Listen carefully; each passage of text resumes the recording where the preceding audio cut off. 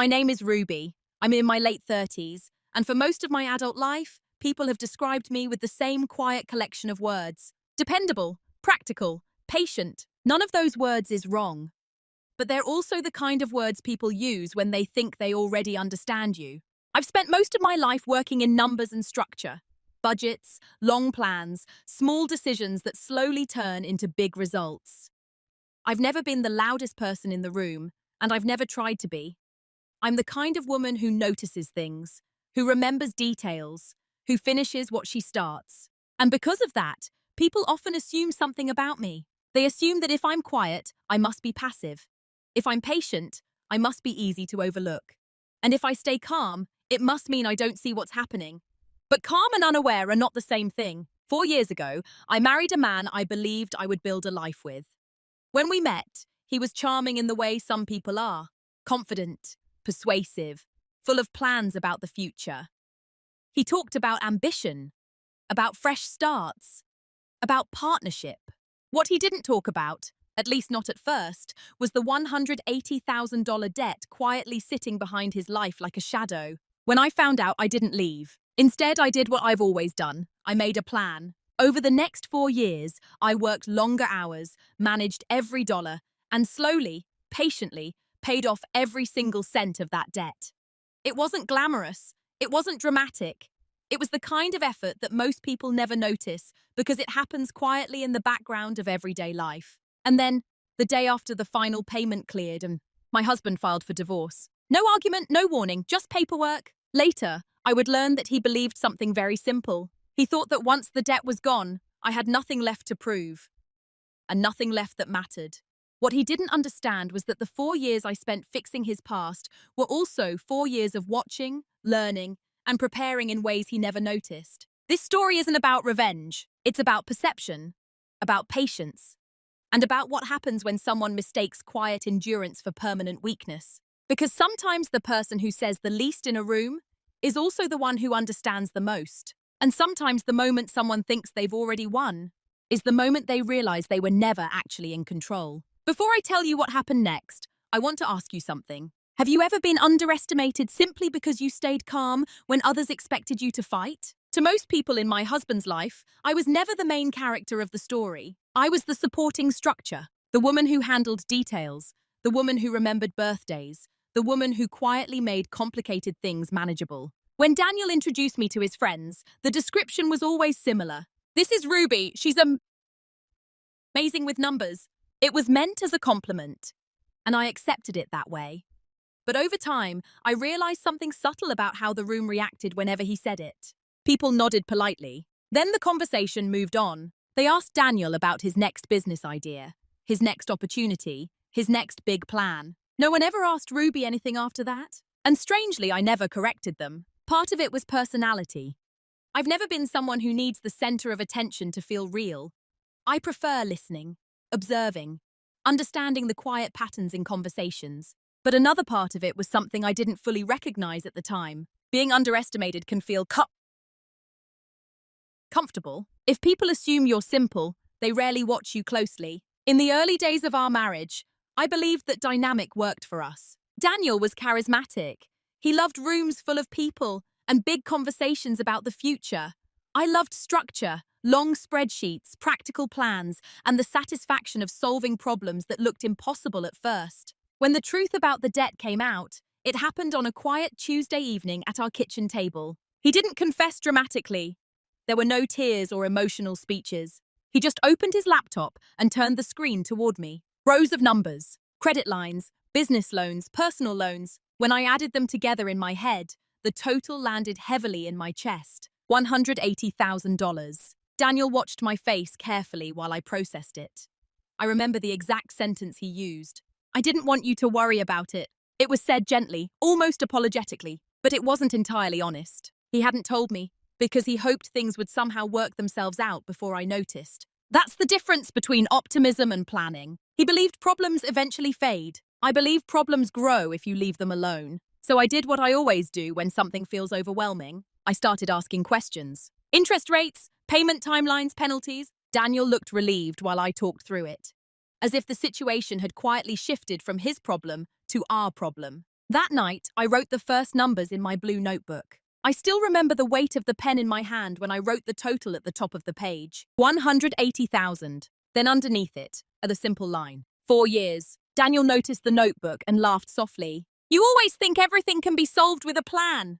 I smiled when he said it, not because I believed the plan would be easy, but because plans are honest. They tell you exactly how long something will take and exactly how much it will cost. What I didn't realize that night was that something was much quieter. While I was becoming the person responsible for fixing the debt, I was also slowly becoming something else in Daniel's eyes. Not a partner, not an equal, just the person who handled the difficult parts of his life while he focused on the exciting ones. And when people see you that way long enough, a strange thing happens. They stop asking what you might be capable of. They assume they already know. Looking back now, that assumption became the most important detail in the entire story. Because the moment someone decides they've already figured you out, that's usually when they stop paying attention. The first moment I realized something had shifted in our marriage wasn't dramatic. There was no shouting, no confrontation, no obvious betrayal. It happened during dinner with Daniel's friends, about 6 months after I began paying down the debt. We were at a small restaurant downtown, the kind with dim lighting and wooden tables polished smooth by years of conversations. Daniel liked places like that, because they made ordinary evenings feel important. There were 6 of us at the table, 2 of his college friends, their partners, Daniel and I. The conversation moved quickly, jumping from business ideas to travel plans and back again. Daniel was in his element, leaning forward, gesturing with his hands, speaking with the kind of confidence that makes people listen, even when the idea itself isn't fully formed. At one point, the topic turned to money. One of his friends, Marcus, mentioned how stressful his student loans still felt. Daniel laughed lightly. You should talk to Ruby about that, he said, nodding toward me. She's basically my debt elimination department. Everyone chuckled. It was meant as a joke, and technically it wasn't wrong. By that point, I had already reorganized every loan Daniel had. I'd negotiated lower interest rates where I could.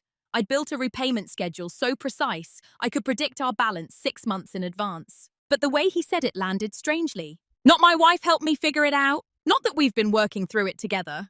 Just, she's my debt department. Marcus leaned toward me with mild curiosity. So how bad was it? He asked. Daniel answered before I could. Pretty bad, he said casually. But Ruby Lowe loves this stuff. Numbers calm her down. More laughter around the table. I smiled politely, the way people do when a conversation moves faster than they can interrupt. But inside, something small registered. Not anger, just a quiet note in the back of my mind. Daniel didn't mean to diminish me, but he also didn't notice that he had. And more importantly, no one else noticed either. The conversation kept moving. New business ideas, market predictions, vacation plans. Daniel spoke about his next opportunity. Some investment a friend had mentioned that might take off if the timing worked. I listened quietly while he explained it. In my head, I was calculating something different. Not the investment, the debt. Every extra payment I've made so far, every interest charge we had avoided, every hour of overtime I had taken at work. The numbers were clear. We had already reduced the total by almost $40,000. That meant something to me. But at the table that night, the story being told was simpler. Daniel was the dreamer, and I was the system quietly cleaning up the background. When dinner ended, we walked back to the car together. The air outside was cool and smelled faintly like rain. Daniel wrapped an arm around my shoulders. You were quiet tonight, he said.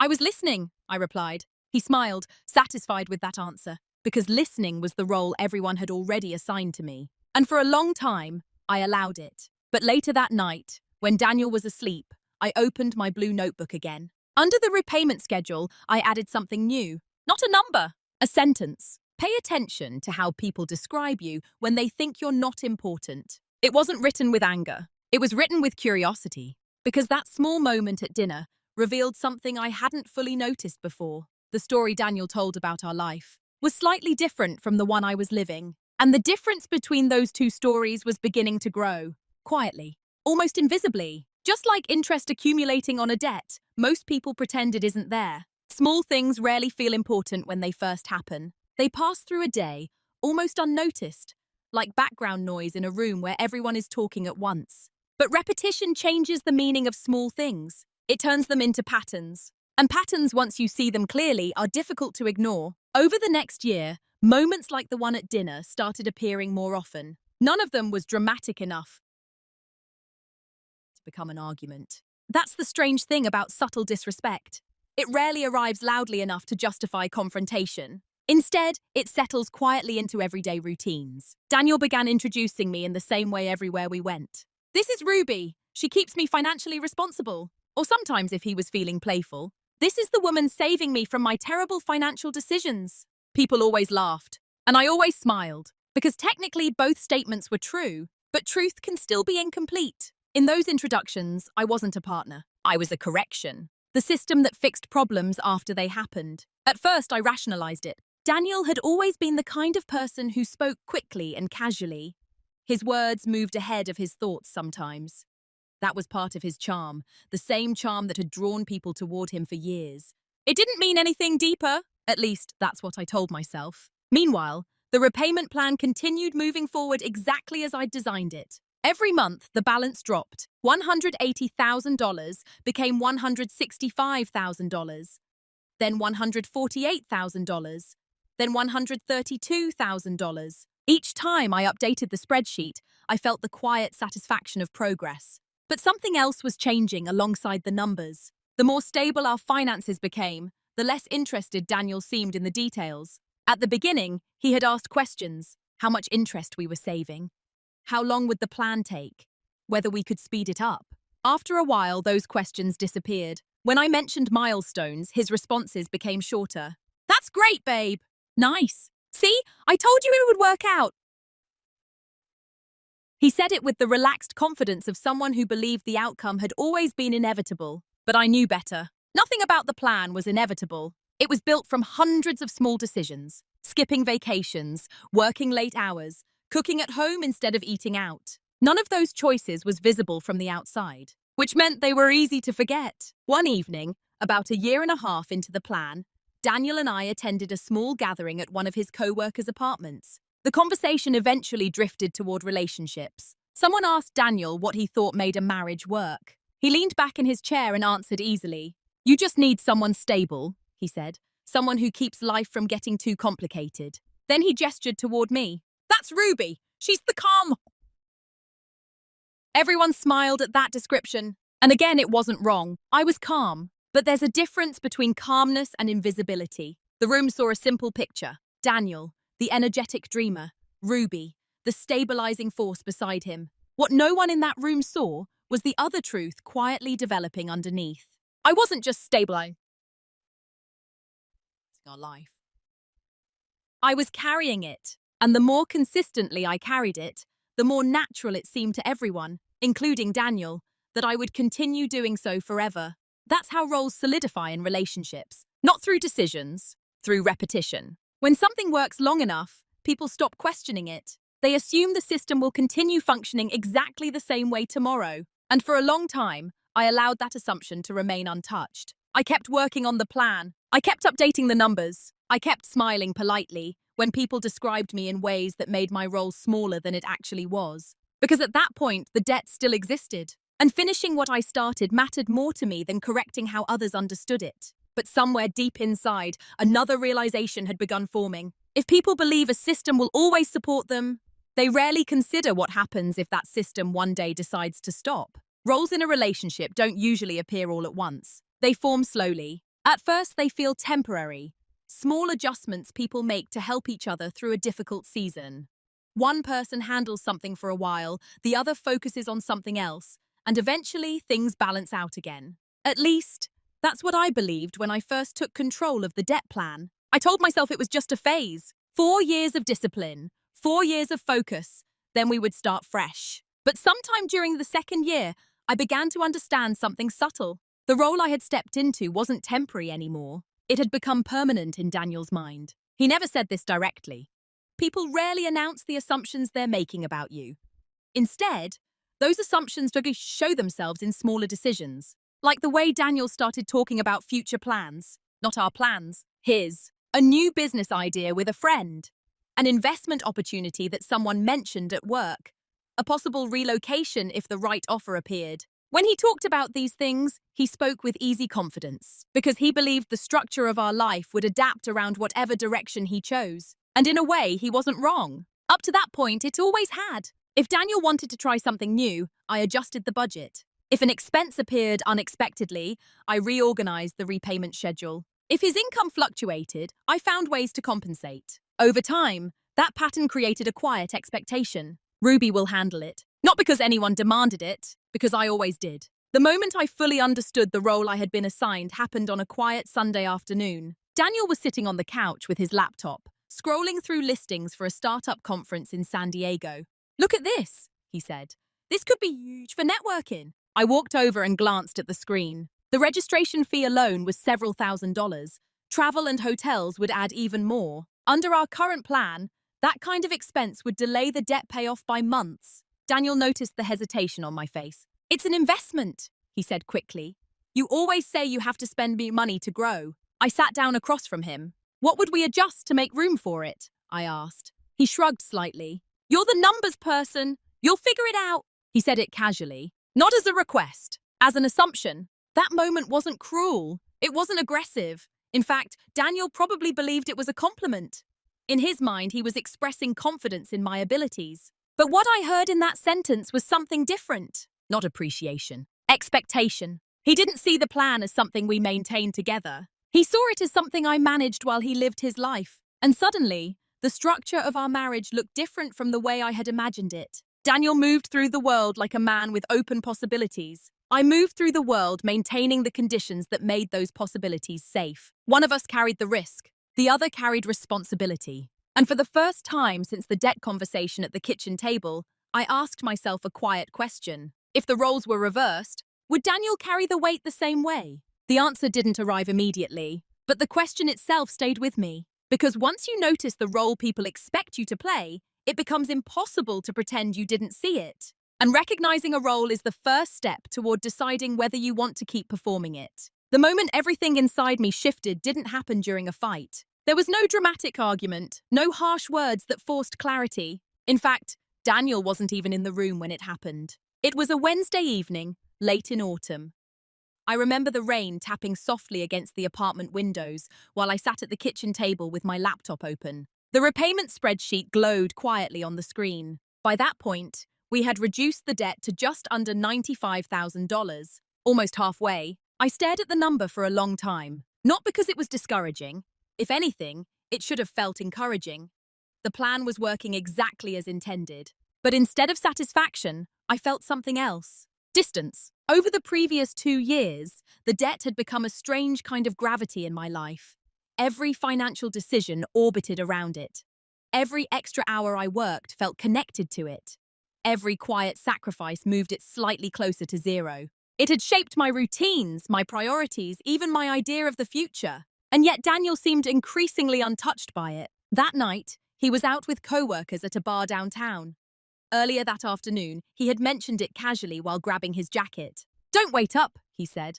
"We're probably celebrating a new deal." I smiled and told him to have fun. And I meant it. But as I sat there alone with the spreadsheet, something unusual happened. For the first time since the plan began, I imagined the numbers without Daniel attached to them. Just for a moment, not in anger, not as a threat, simply as a thought experiment. If I removed his name from the equation, if this were just my income, my schedule, my financial choices, what would the next 4 years look like? The answer came quickly. The plan would still work. In fact, it would work faster. That realization didn't make me feel triumphant. It made me feel quiet. Quiet in the way a room feels when a long-running machine finally stops, and you realize how much noise it had been making all along. For years, I had framed the debt as our shared obstacle. But in that moment, the truth rearranged itself in my mind. The obstacle wasn't shared equally. I had simply accepted more of it. And the strange thing was, I had done it willingly. Not because Daniel forced me to, because I believed partnership meant stepping forward when the other person stepped back.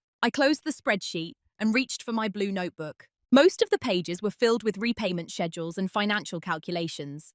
But near the back, I had left a few blank sections for thoughts that didn't belong in numbers. I turned to one of those empty pages. For a long time, the pen hovered above the paper. Then I wrote a single sentence. What would my life look like if I stopped managing someone else's consequences? The words didn't come from resentment. They came from clarity. Clarity has a very different emotional texture than anger.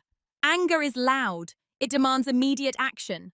Clarity is quieter. It simply rearranges the way you see things. I didn't make any decisions that night. I didn't confront Daniel. I didn't change the plan. When he came home later, slightly tired and smelling faintly of whiskey and rain, I greeted him the same way I always did. "Did you have a good time?" I asked. "Yeah," he said, dropping his jacket on the chair. "Great night."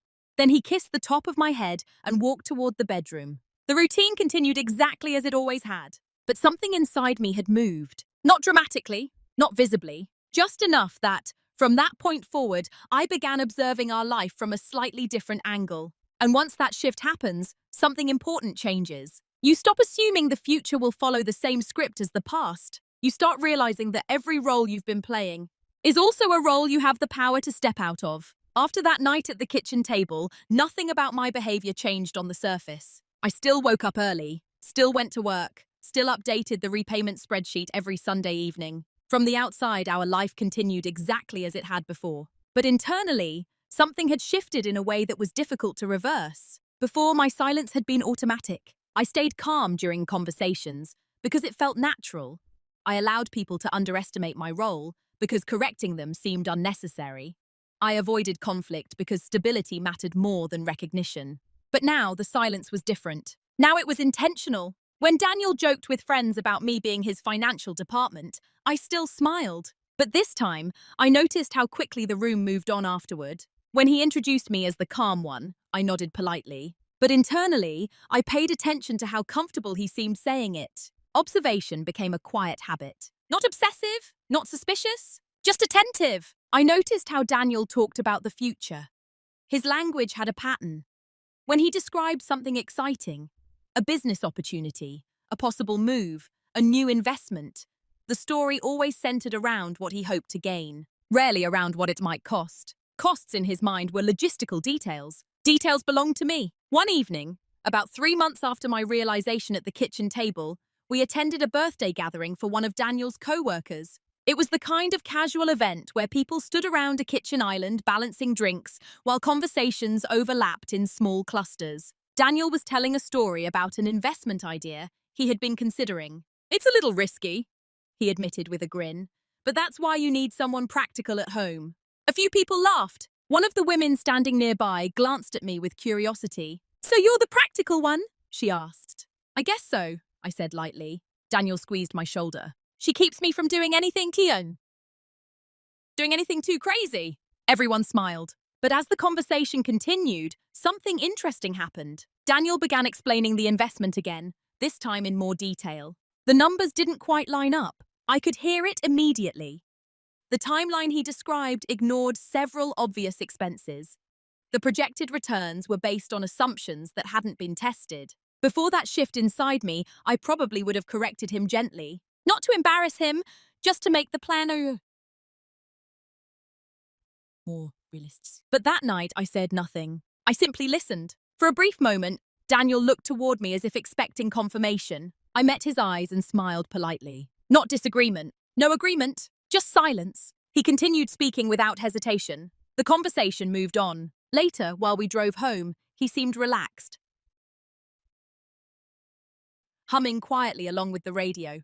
"You were quiet tonight again," he said after a few minutes. "I was listening," I replied. That answer satisfied him, just like it always had. But the truth was slightly different now. Listening had become a form of learning. Every time I stayed silent, I gathered more information about how Daniel saw the world and how he saw me inside it. He believed my calmness meant stability. He believed stability meant predictability. And predictability meant I would always continue supporting the same structure we had built. What he didn't realize was that silence can have more than one purpose. Sometimes silence means acceptance. Sometimes it means patience. And sometimes silence simply means you're allowing someone to reveal exactly who they are without interruption. Over the next several months, I kept observing, not with bitterness, not with urgency, just with the steady attention of someone who had finally stepped back far enough to see the entire pattern forming. Because once you understand a pattern completely, you gain something powerful. Not control over other people, but clarity about your own choices. And clarity has a way of turning quiet patience into something far more deliberate.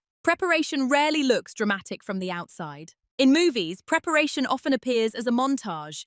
Fast decisions, sudden breakthroughs, dramatic turning points. Real life is quieter. Preparation looks like ordinary routines continuing exactly as they always have. That's why most people never notice when it begins. For Daniel, the following year looked completely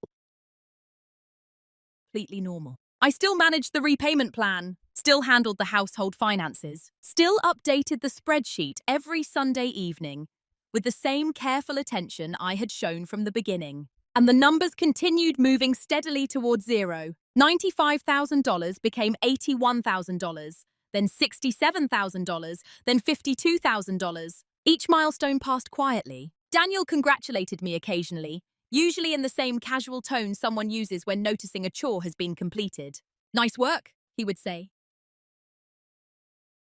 Or sometimes jokingly, "See, I knew marrying someone good with more numbers would pay off." He meant it playfully. And again I smiled. But while the repayment plan continued, something else had quietly begun running alongside it. Documentation, not of Daniel's mistakes, of reality. The process started simply. Whenever I updated the financial spreadsheet, I began saving copies of every major transaction, loan statements, payment confirmations, balance summaries. At first, it felt like a good organization. Then it slowly expanded. I saved records of overtime hours I worked, receipts for expenses I covered, email confirmations from the bank after each negotiated interest adjustment. None of it felt secretive. Everything I collected was information that already existed. I was simply making sure I had access to it. Because one thing my career in finance has taught me is this: memories can be debated, documents rarely can. Around the same time, I began studying something else quietly. Not Daniel. Systems, divorce law, financial separation procedures, asset division rules. I didn't do this dramatically. There were no late-night emotional searches or panic-driven research sessions. Instead, I treated the topic the same way I would treat any complex financial project. Slowly, methodically, 10 minutes here, 20 minutes there, reading articles during lunch breaks, listening to legal podcasts during my commute. Not because I expected a divorce, but I wanted to understand what would happen if the structure of our life ever changed. Information has a calming effect on me. The more clearly I understand a system, the less intimidating it becomes. And over time, something interesting emerged from that research. The way money moves inside a marriage creates patterns. Who pays which bills? Who transfers funds? Who carries debt? Those patterns eventually form a financial story. And stories, when written clearly enough in numbers and documents, can become very difficult to rewrite later. Meanwhile, Daniel's life continued following the same rhythm it always had. Work, networking events, occasional business ideas. He remained confident about the future, in the same relaxed way he always had been. One evening, about 3 years into the repayment plan, he looked over my shoulder while I updated the spreadsheet. "Wow," he said. We're almost there." The remaining balance had dropped below $30,000. It was the first time he had seemed genuinely surprised by the progress. "How did you make it move this fast?" he asked. I shrugged lightly. "Consistency," I said. He smiled and kissed my temple. "That's why you're the best." Then he walked back into the living room. For Daniel, that moment was simply confirmation that the system was working. For me, it was confirmation of something else. The closer we moved toward the end of the debt, the more confident he seemed about the future. But his confidence wasn't based on understanding the process. It was based on trusting that the process would continue taking care of itself. And the truth was, he had never really watched how the system worked. He just enjoyed the results, which meant something very important. He never noticed that, while the debt balance was shrinking, my understanding of our entire financial structure was growing stronger every single month. I knew where every dollar had come from, where every dollar had gone, which sacrifices had made the biggest difference, which accounts had changed the fastest, and more importantly, which parts of our life were built entirely on work no one else had been paying attention to. By the time the remaining balance dropped below $10,000, I had something Daniel never realized existed. Not leverage in the aggressive sense, just clarity. The kind of clarity that comes from understanding every detail of a system long before anyone else even realizes there is one. And sometimes clarity creates an opportunity you never expected. An opportunity you only recognize because you've been quietly watching the entire time. The discovery didn't happen during a dramatic moment. There was no sudden realization that made everything stop. Instead, it appeared gradually, like a picture sharpening as a camera lens slowly comes into focus. By the time the remaining balance on Daniel's debt dropped below $10,000, my weekly financial reviews had become almost automatic. Sunday evenings, kitchen table, laptop open, blue notebook beside it. The routine rarely changed. That particular night, rain tapped lightly against the windows, while the apartment stayed quiet around me. Daniel had gone out earlier to meet a friend for drinks after work. I opened the spreadsheet and began reviewing the numbers like I always did. Loan balance, payment history, interest calculations. Everything looked exactly as expected. Then I moved to something I had started doing months earlier, reviewing the broader financial structure of our accounts. Checking balances, savings movement, income deposits. Not because anything was wrong, simply because I had learned that financial clarity rarely appears in large, dramatic changes. It appears in patterns. That night, one pattern finally revealed itself clearly enough that I couldn't ignore it. Over the past 4 years, almost every extra payment toward the debt had come from one place. My income. Not entirely, of course. Daniel contributed portions of his salary to shared expenses, and occasionally he helped with a payment when his work bonuses arrived. But when I looked at the full timeline of payments side by side, the structure became obvious. The acceleration of the debt payoff, the reason the timeline had shortened from 6 years to 4, had come almost entirely from money I had generated through overtime, careful budgeting, and personal savings. I had always known this in a vague sense, but seeing the entire 4-year history laid out together created a different kind of clarity. The debt technically belonged to Daniel, but the solution belonged mostly to me. I leaned back in the chair and studied the spreadsheet quietly. Not with frustration, just observation. Then another thought arrived, not emotional, practical. If the majority of the repayment had come from resources I created, what would happen if that fact ever needed to be proven? I opened a second folder on my laptop. Inside were the documents I had been collecting for over a year. Payment confirmations, bank transfers, income records, loan statements. At the time I began saving them, the action had felt like careful organization. But now, seeing them together, they formed something else. A timeline. A clear financial narrative. Every large payment was connected to a documented deposit from my income. Every accelerated reduction in the balance matched overtime hours or personal savings transfers. None of it was hidden. None of it was secret. It was simply documented. And documentation has a strange power. Not the power to punish someone, the power to clarify what actually happened. I sat there for a long time, letting the full picture settle into my mind. The debt, the payments, the timeline. 4 years of quiet work forming a record that was more detailed than anyone else had ever bothered to examine. When Daniel came home later that night, the apartment was still dim, except for the kitchen light. He dropped his keys on the counter. "You're still up?" he asked. "Just finishing something," I said. He walked over and glanced at the laptop screen. "Oh, wow," he said when he saw the updated balance. $9,842. "Almost done?" He sounded proud, the way someone does when a long project is finally nearing completion. "We should celebrate when it hits 0, he added.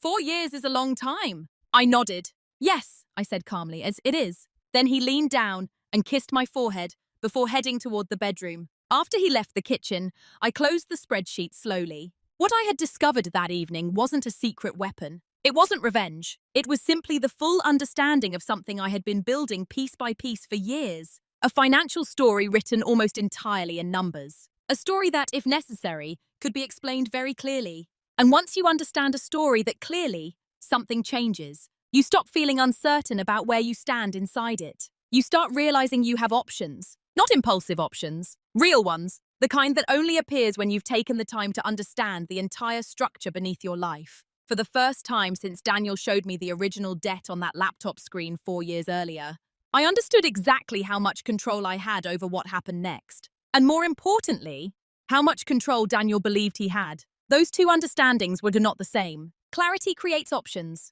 but options alone don't change anything. At some point, a person still has to decide which direction their life will actually take. For a while after the night I fully understood the financial timeline, I didn't make any decisions at all. I continued following the repayment plan exactly as before. Every week, the balance dropped a little lower. $9,842 became $7,100, then $5,400, then $3,200. Each update brought us closer to the number that had quietly defined the previous 4 years of my life. 0. Daniel grew increasingly excited as the end approached. He talked about it the way people talk about finishing a marathon, like the final step would mark the beginning of a completely new chapter. "We're finally going to be free," he said one evening while we ate dinner.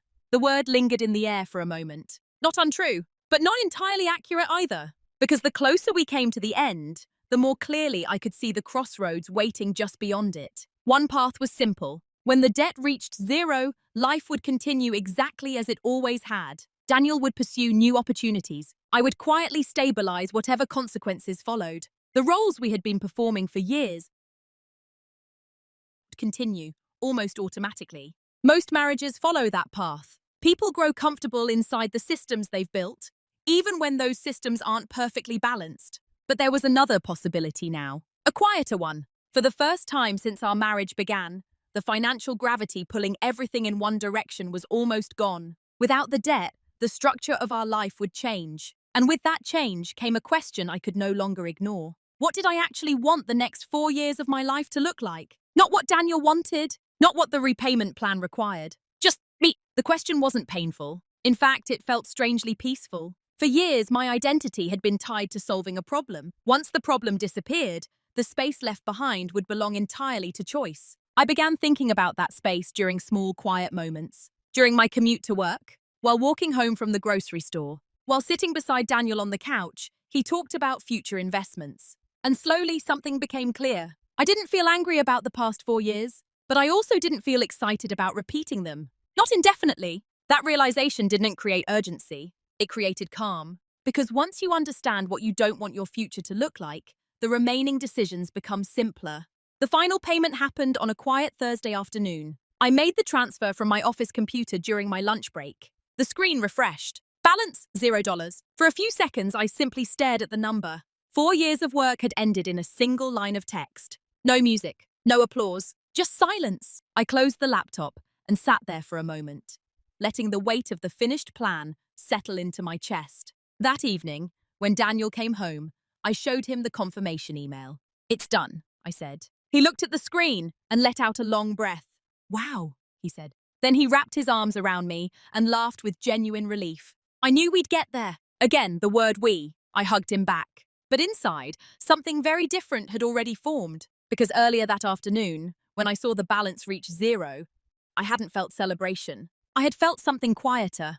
Finality. Not of the debt, of the role I had been playing. The decision itself didn't arrive that day, but the direction did. For the first time in 4 years, I understood something very clearly. The next chapter of my life would not be defined by fixing someone else's past. And once that realization settles in, the steps that follow often become surprisingly straightforward. The day after the debt reached zero, life appeared exactly the same. Daniel left for work in the morning with the same relaxed energy he had carried all week. Before walking out the door, he kissed my cheek and said something that sounded almost celebratory. "Feels weird not having that hanging over us anymore." I nodded. It does. And in some ways it was true. The debt had been a constant background presence for 4 years. Its disappearance left a kind of quiet space behind, like a room that suddenly feels larger after heavy furniture has been removed. Daniel spent the next few days talking about what we should do to celebrate. "Maybe a weekend trip," he suggested one night. "Or dinner somewhere really good." I smiled and agreed that we should celebrate. But while Daniel focused on the relief of finishing the past, I quietly began organizing the future. Not dramatically, just carefully. The first step was something simple: separating clarity from habit. For years, most of our financial systems had been built around efficiency. Shared accounts made it easy to move money quickly. Automatic payments ensured the debt plan stayed on schedule. Now that the plan was finished, those systems were no longer necessary in the same way. So I began adjusting them, not abruptly, just logically. I opened a personal savings account in my name alone. It wasn't hidden. There was nothing secret about it. Plenty of married couples maintain individual accounts alongside shared ones. I simply hadn't needed one before. Then I updated the automatic deposit structure for my paycheck. A portion continued flowing into the shared account for household expenses. Another portion began moving directly into my new personal account. Daniel didn't notice the change. Not because I concealed it, because he had never paid close attention to how the financial structure worked in the first place. The second step involved something I had already researched quietly during the previous year: legal consultation. I scheduled a meeting with a family law attorney during a long lunch break on a Tuesday afternoon. The office was small and calm, tucked into a building downtown with large windows overlooking the street. The attorney listened carefully while I explained the situation. The debt, the repayment timeline, the documentation I had collected. I wasn't emotional when I described it, just factual. When I finished, she leaned back in her chair and folded her hands thoughtfully. "You've been very organized," she said. I nodded slightly. "That's my job." She smiled at that. Then she explained what the legal landscape would likely look like if my marriage ever ended. Asset division, financial contributions, documentation relevance. The conversation lasted less than an hour. When I left the office, I didn't feel nervous. I felt informed. Information has always been the foundation of my calmness. Once I understand the structure of a situation, fear tends to dissolve. Over the next few weeks, life continued normally. Daniel talked about new opportunities at work. We went out for dinner with friends. The routine of our marriage carried forward without disruption. From Daniel's perspective, everything was stable. The long financial challenge had been solved. The future was open again. And because nothing outwardly changed, he had no reason to question the structure beneath our life. But beneath the surface, something important was happening. For the first time in 4 years, my decisions were no longer centered around repairing the past. They were centered around protecting the future. Not aggressively, not defensively, simply responsibly. Because one thing I had learned during those 4 years of managing the debt was this: a stable system doesn't require constant attention once it's properly built. It simply runs quietly in the background. And if the structure has been designed well enough, the moment it becomes necessary to rely on it will already have been anticipated long before anyone else realizes the moment has arrived.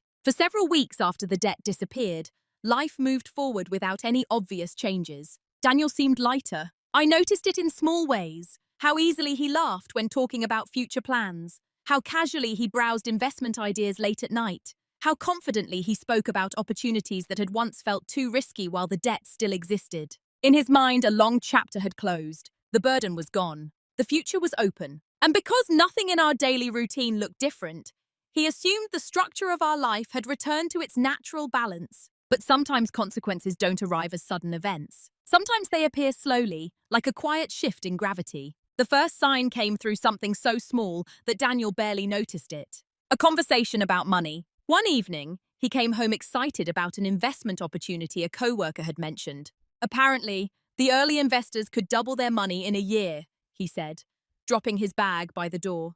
I was sitting at the kitchen table reviewing some work emails. "How much are they asking people to put in?" I asked. "Probably around 15 or 20,000, he said casually. A few years earlier, that number would have been impossible to consider. But now, with the debt gone, Daniel seemed to believe the answer was obvious. "We should really think about it," he added. I closed my laptop slowly. "Where would the money come from?" I asked. Daniel paused. Not because the question was difficult, because he hadn't actually thought about it. "Well, savings, I guess," he said. I nodded. "Our shared account has enough for household expenses and emergency coverage," I said calmly. "But the extra savings I've been building are in my personal account now." He looked slightly confused. "Your personal account?"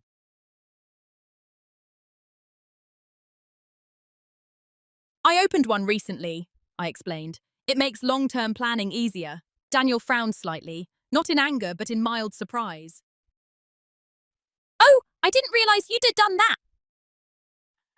"I mentioned wanting to separate some savings after the debt was finished," I said gently. Whether I had mentioned it or not wasn't really the point. What mattered was that the system had changed. For the first time in years, the financial structure of our life no longer revolved entirely around solving Daniel's problems. It revolved around stability. My stability? Daniel shrugged eventually. "Well, we'll figure something out," he said, letting the topic drop. But something subtle had already happened. A small expectation had been interrupted. For years, when Daniel imagined a financial opportunity, the underlying assumption was simple. "Ruby will make the numbers work." Now, for the first time, that assumption had quietly failed. He didn't react strongly. Most people don't know when a pattern breaks for the first time. They simply feel a small moment of confusion before moving on.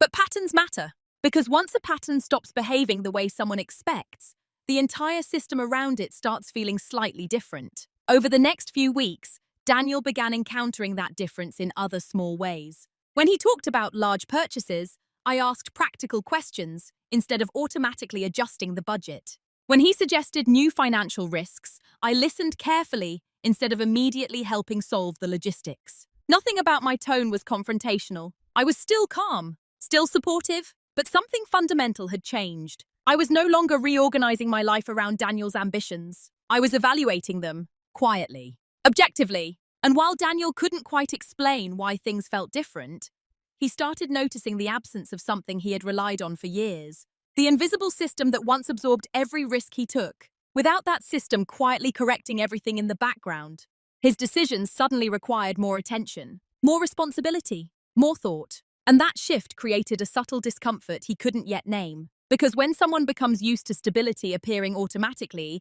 they rarely ask who created it. They only notice its absence once it stops. The official divorce papers arrived on a Tuesday morning. Daniel told me about them that evening, standing in the kitchen with a strange mix of confidence and awkwardness in his posture. It wasn't how people usually imagine these moments. There was no shouting, no accusations, just a quiet conversation that felt oddly procedural. "I've been thinking a lot lately," he said carefully, avoiding my eyes for a moment before looking back up. "And I think it's time for us to move on." The sentence hung in the air for a few seconds. I set my coffee mug down on the counter. "Move on?" I asked us. Daniel nodded. "I filed for divorce yesterday." He said it as though he expected shock, maybe even anger. But the emotion I felt wasn't either of those. It was recognition. The timing made perfect sense. For 4 years, Daniel had lived inside a structure built almost entirely around solving a problem in his past. Now that the problem was gone, he believed the structure was no longer necessary. And in his mind, that structure had been me. He leaned against the counter and continued explaining. "It's not that you did anything wrong," he said quickly. "You've been incredible, honestly. I just think we've grown in different directions." The explanation sounded practiced. Maybe he had rehearsed it. Maybe someone had advised him to keep it calm and respectful. Either way, the meaning behind it was simple. The version of our marriage that existed during the debt years had served its purpose. Now he wanted something else. Possibly excitement, possibly freedom, possibly just the feeling of starting over. I nodded slowly. "Okay," I said. Daniel blinked slightly. "Okay, I understand." He looked relieved for a moment, then slightly confused. "I thought you might be upset." "I'm not," I replied calmly. And it was true, because the moment he said the words "I filed for divorce," another realization settled quietly into place. Daniel believed he was the one ending the story, but he didn't understand the timeline as clearly as I did. For him, the past 4 years had been a period of inconvenience that was finally over. For me, those same 4 years had created a complete financial record of who had carried the weight of our shared life. That record existed in documents, in payment confirmations, in bank statements, in the carefully organized timeline I had built without anyone noticing. Daniel continued talking, explaining his vision for the future. "I think this will be better for both of us," he said. "You deserve someone who fits you better." It was a gentle attempt to frame the situation positively, but beneath the calm tone was an assumption. He believed the separation would be simple, that once the paperwork began, our lives would divide neatly and move forward independently. What he hadn't considered was how clearly the past 4 years could be explained if someone examined them closely.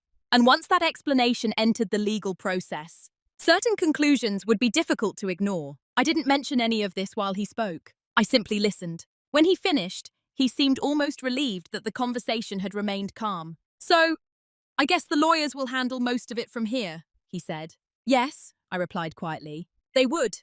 But the outcome of that process had already begun forming long before Daniel decided to file the paperwork. Because decisions made in a moment can feel powerful, but systems built patiently over the years tend to have much deeper momentum. And by the time Daniel realized that momentum existed, it would already be far too late to change where it was going. The first meeting with our lawyers happened 3 weeks after Daniel told me about the divorce. It took place in a quiet conference room with large windows overlooking the street. The table between us was long and polished, the kind designed for calm discussions rather than emotional ones. Daniel sat across from me, dressed neatly in a navy blazer. He looked composed, almost optimistic. If someone had walked past the glass walls and glanced inside, they might have assumed this was a routine business meeting. In many ways it was. Our attorneys reviewed the financial structure of the marriage step by step. Shared accounts, income history, outstanding assets. The conversation remained professional and measured. Daniel spoke occasionally, answering questions about his work and income. When my turn came, I answered just as calmly. Then my attorney opened a folder and slid several documents across the table. These are the repayment records connected to the debt from 4 years ago, she explained. Daniel glanced at the papers briefly. Yes, he said. We worked through that together.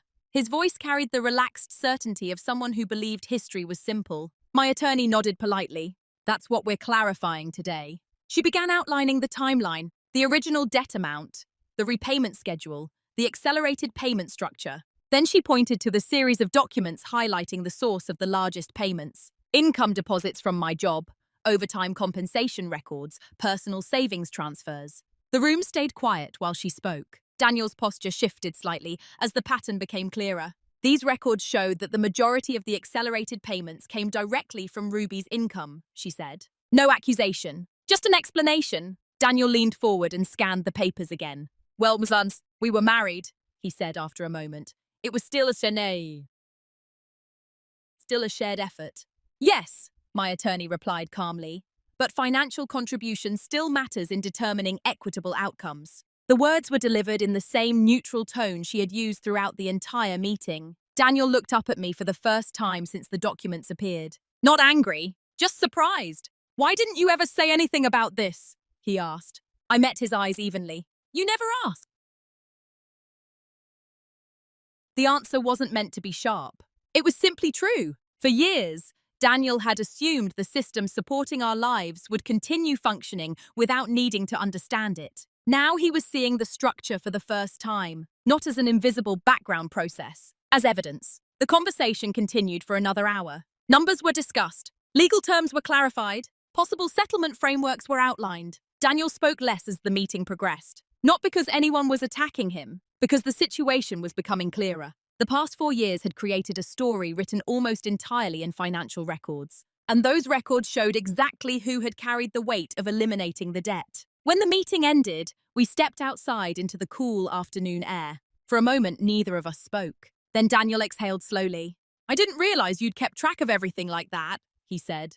I didn't keep track for this reason, I replied. Then why?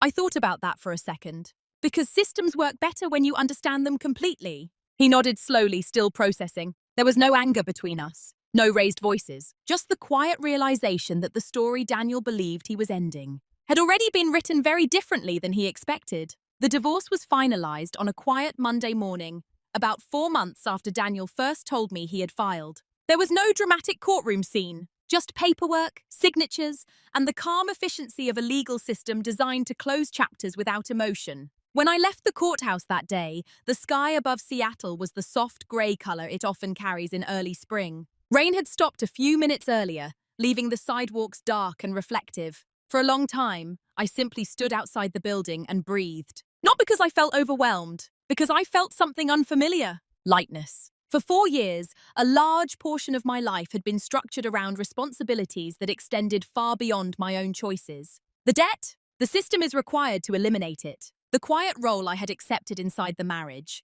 Now all of that had ended. And what remained was something surprisingly simple. My time, my decisions, my future. In the weeks that followed, people occasionally asked how I was feeling. Friends, co-workers, even a few acquaintances who had heard about the divorce through shared circles. Most of them expected sadness, or frustration, or bitterness. But the truth was quieter than any of those emotions. I didn't feel angry at Daniel. Not really. Looking back, I understood something important. Daniel hadn't deliberately tried to take advantage of me. He had simply grown comfortable inside a system that worked in his favor. And comfort has a way of narrowing people's awareness. If something in your life consistently functions well, you rarely stop to examine why. You just assume it will continue. For years, I had been the person maintaining that stability. And when I finally stepped back from the role, the structure of our relationship changed in ways Daniel hadn't anticipated. But that realization didn't make me resentful. If anything, it made me more thoughtful about the future. Because the past 4 years had taught me something valuable. Quiet strength is often misunderstood. People associate strength with confrontation, with loud boundaries, with dramatic moments where someone finally refuses to tolerate something. But strength can also look very different. It can look like patience, like discipline, like 4 years of careful decisions that slowly build a structure no one else fully notices. And when the moment comes to step away from that structure, There's no explosion, no chaos, just clarity. These days, my life is simpler. I still work in finance. I still keep my blue notebook on the kitchen table most evenings, writing down ideas, plans, and observations about the future. But the notes inside it are different now. They're no longer about solving someone else's problems. They're about building something that belongs entirely to me. Not out of revenge, not out of bitterness, just out of respect for the time and effort I once invested quietly in someone else's life. And in a strange way, I'm grateful for the experience. Because sometimes the most important part of a long story isn't the moment everything ends. It's the moment you finally understand who you've become while living through it. When people hear the outline of my story, they often expect a dramatic ending. They imagine anger, a confrontation, some kind of moment where everything explodes and justice is loudly declared.